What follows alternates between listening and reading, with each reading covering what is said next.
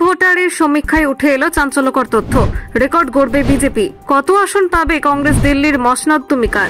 এই প্রশ্ন রাজনৈতিক দলগুলি থেকে শুরু করে দেশবাসীর মনে ঘুরপাক খাচ্ছে। সকলেই জানতে ব্যাপক কৌতূহলী যে চলতি বছরে কে দিল্লির কুর্সি দখল করবে। বিজেপি আসবে নাকি ইন্ডি জোট, নাকি অন্য কেউ?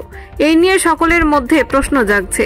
ইতিমধ্যে বেশ কিছু জায়গা থেকে উঠে আসছে একের পর এক সমীক্ষা, যা দেখে সকলেরই চোখ রীতিমতো ছানাবড়া হয়ে যাচ্ছে। ইতিমধ্যে লোকসভা ভোটের 3 দফা শেষ হয়েছে। আগামী 13ই মে দেশ জুড়ে নতুন করে চতুর্থ দফার ভোটের দামামা বেজে যাবে। এদিকে চলমান ভোটকে কেন্দ্র করে দেশের আবহাওয়া রীতিমতো গরম হয়ে রয়েছে। রাজনৈতিক দলের নেতা, মন্ত্রী, প্রার্থীরা কে কাকে আরো বেশি করে ভোটে চ্যালেঞ্জ করতে পারে সেই খেলায় লিপ্ত হয়েছে বলে মনে করা হচ্ছে। যাই হোক, এখন বেশ কিছু মিডিয়া সমীক্ষা চালাচ্ছে দিল্লির মসনদে কে বসতে চলেছে সেই নিয়ে। সামনে এসেছে সি ভোটারের সমীক্ষাও। আর এই সমীক্ষায় কি উঠে এসেছে তা কি জানতে আপনিও আগ্রহী? তাহলে জানতে চোখ রাখুন আজকের এই লেখাটির ওপর। ইতিমধ্যে দেশ জুড়ে এনডিএ ঝড় রুখতে বহু বিরোধী দল একত্রিত হয়ে ইন্ডি জোট গঠন করেছে। আর এই ইন্ডি জোটের ঝুলিতে কত ভোট পড়তে পারে তা নিয়েও বেশ চমকপ্রদ তথ্য উঠে এসেছে এই সি ভোটারের সমীক্ষায়। সমীক্ষা অনুযায়ী জানা যাচ্ছে যে বিজেপির নেতৃত্বাধীন এনডিএ জোট পেতে পারে 373 আসন। অন্যদিকে ইন্ডি জোট 150 থেকে 155টি আসন পেতে পারে।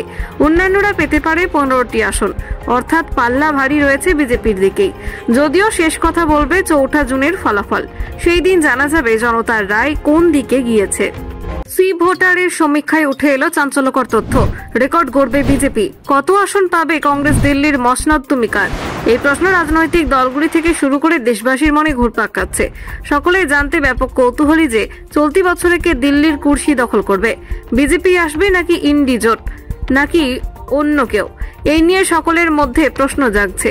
ইতিমধ্যে বেশ কিছু জায়গা থেকে উঠে আসছে একের পর এক সমীক্ষা, যা দেখে সকলেরই চোখ রীতিমতো ছানাবড়া হয়ে যাচ্ছে।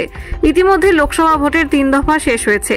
আগামী 13ই মে দেশ জুড়ে নতুন করে চতুর্থ দফার ভোটের দামামা বেজে যাবে। এদিকে চলমান ভোটকে কেন্দ্র করে দেশের আবহাওয়া রীতিমতো গরম হয়ে রয়েছে।